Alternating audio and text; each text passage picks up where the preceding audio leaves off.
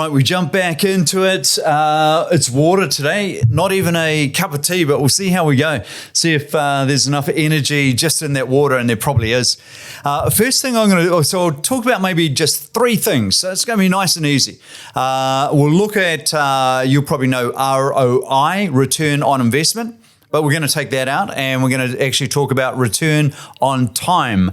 And then we'll also look at two $100 challenges. So here we go.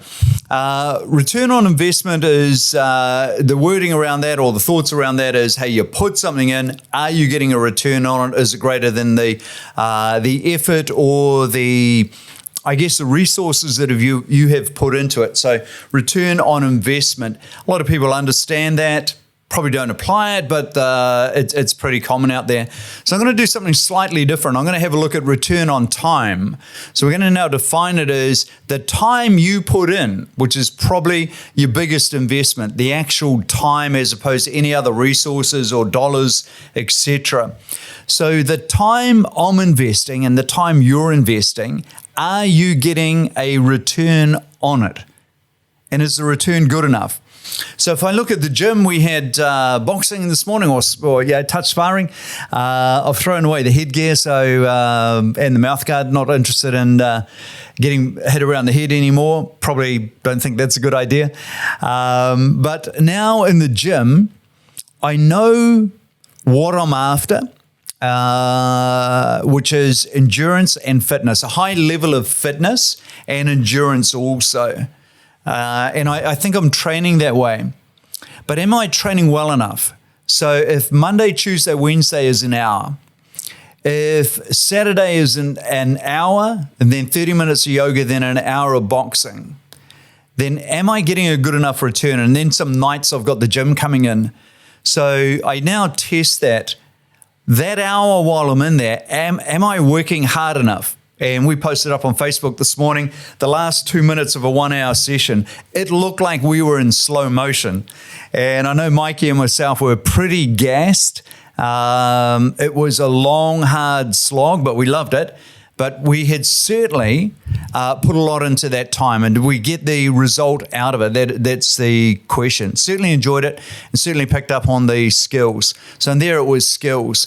It might be with the skipping, that it is the skill and it is the footwork and coordination skill coming through.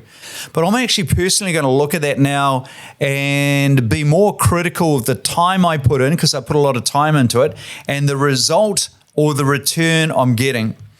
Relationships, that might be another one for you at home or with the people, colleagues that you've got and how you're working. What is the outcome of the relationship?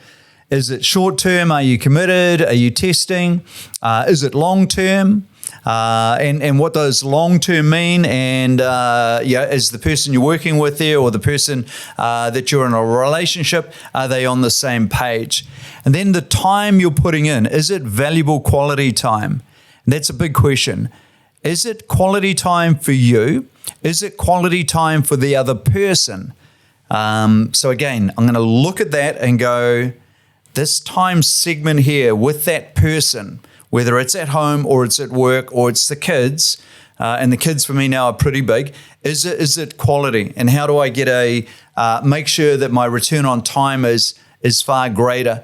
Easy example, if you go out to do the movies, because I'm going to aim to get out to the movies this weekend, would you leave your phone in the car? You're already with the person you want to be with, just leave your phone in the car. Same as dinner. If you're with the person you want to be with, you just leave your phone in the car. So then I'm looking at the return on that time is far better. Everything else is locked down and we're just focused in on that. Now work, just as the third example, you'll know what your targets are. They should be really clear on what your target is. And then it's the time you put into the target and time you put into working, getting towards the target. Is everything I do today going to take me towards my target? How much of today will be a distraction? How much of today is just crap and it's an absolute waste of time? It's ticking a box, but it's not the best use of my time, because you're never going to get the time back. I won't get today back. And if it's time with somebody that I want a relationship, I won't get that time back. If I don't invest it today, it's simply gone.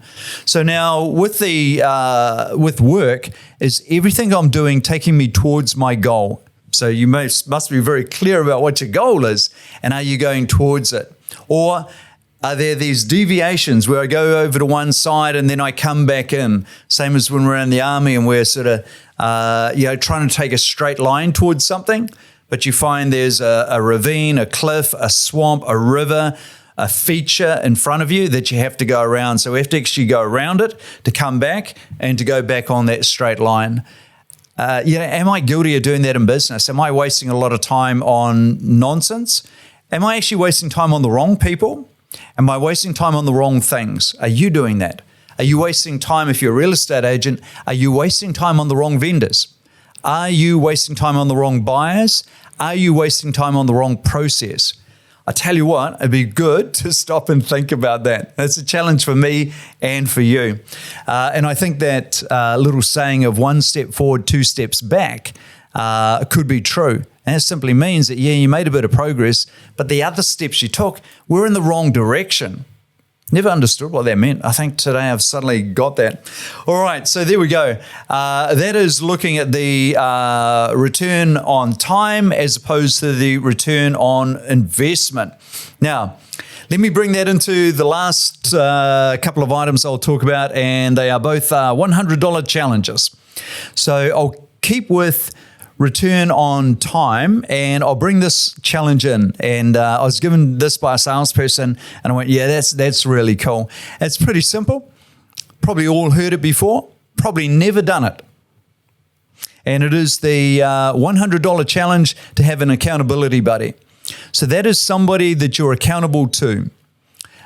Jim again this morning. So for Mikey and me, we've got a bit slack on getting in there at 7 a.m. Mo, our trainer, he's a champ. He would give us a little tune-up. Boys, can you be a bit early? So Mikey and myself now have put a margin in, and we meet at the coffee shop. I get my tea, he gets his coffee at 6:45, and that way we hit the gym at 7. That accountability for both of us is really good. It'll get us both there and both there on time. So for your accountability buddy, discuss what your target is. Demonstrate you're very clear on that. So man, you're going to get an uplift just by doing that. Discuss the time you invest in target. What is the time you will invest in the mission to hit your target? Because that's where you want to spend your time. And all the other time and other things as your challenges and as my challenges is actually wasted. And then discuss what your results are. So I'm very, very conscious now that a lot of meetings should be results meetings. And if we put results into that text box, then I think that changes our mindset around it. So my suggestion would be, have your buddy set up, here's clearly what my target is. I'm going to demonstrate the steps going towards it. 1 step forward and not 2 steps back. I'll just keep going forward, move forward. And then I'll talk about what the results are. Now, if you blow it, it's easy. You pay your buddy $100. So I might talk to Mikey on Saturday when we're doing some boxing and see if he's up for the $100 challenge. See who's the first to miss a session, and they pay the other guy $100. It'd be pretty cool. Next one. So that's tying in with your return on time. And your next one is this is for real estate agents, but it's also for everybody who's outside of real estate. And this is a $100 challenge. And the challenge is, if you are after a database, I will give you a database for $100. Now, for anybody who's not in real estate, here's what it used to work like for us. We would get people emailing us, calling us, advertising to us, telling us they would sell us a database. So it's a list of homeowners and their address and their phone numbers. And they seem to be really valuable. I'm even embarrassed to say it now. They were really valuable to go, oh, well, it's good. I'll buy 1,000 pieces of data. I'll buy 2,000. I'll buy 10,000. Because just to be honest, data is important. Knowing, seeing who's there. And then the next part is connection. Like if you don't know them and you can't connect, it's pretty hard to do your job. You're not inside the opportunity to list and sell a house. So our challenge was getting the data. So people used to market that to us, or we would buy it. And that would be the homeowner, their address, so names, address, and a phone number. And this is where it died out because those phone numbers were landlines. So you imagine what that's like now. When's the last time you had a landline or called a landline that wasn't a business? So that sort of died a death. And I'm embarrassed because it was dumb. Why did we even do that? Because real estate agents have an advantage over everybody. We know a geographical area that is our target, and we know that the people live in houses there. And we just need to actually knock on the door to meet them. And that's the gig. That is the gig. No one else can do that. Like if you're trying to sell fridges or vacuum cleaners or cars, I don't think you can just knock on the door and do it. I've never heard of it because you're mixed. You just don't know where it is. But if I know I want to sell houses in Mission Bay, houses in Green Lane, houses in Stonefields, houses in St. Heliers, I just knock on the doors of the people in St. Heliers. So that's the $100 challenge, guys. Change your thinking. Just think about that street and say, Wayne, I'll pay you $100. Just give me that street and allow me to knock it. Of course, you don't have to pay me, but I just want you to change your mindset.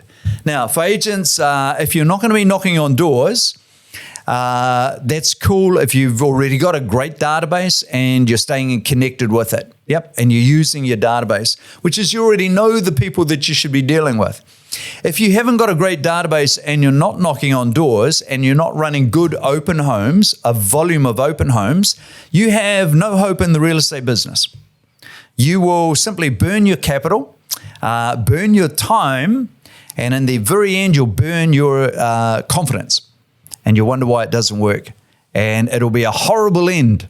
Now, if you don't want that horrible end, if that doesn't sound good, knock on some doors today. And then that is a really, really good return on time if you do that. I promise. It is extremely valuable and you'll beat the old agents if you get out and do it. So there we go. Return on investment, no, not interested right now. Return on time, yes, absolutely. $100 accountability, get your buddy in there. Mikey, that'll be us, mate, for the boxing going forward. And also, if it is work, real estate agents go and knock on the doors. Everybody else, think about how you can find your customer base as you go through there. So hope that's been of value, nice and fast and nice and easy, hopefully to listen to. See you, ciao.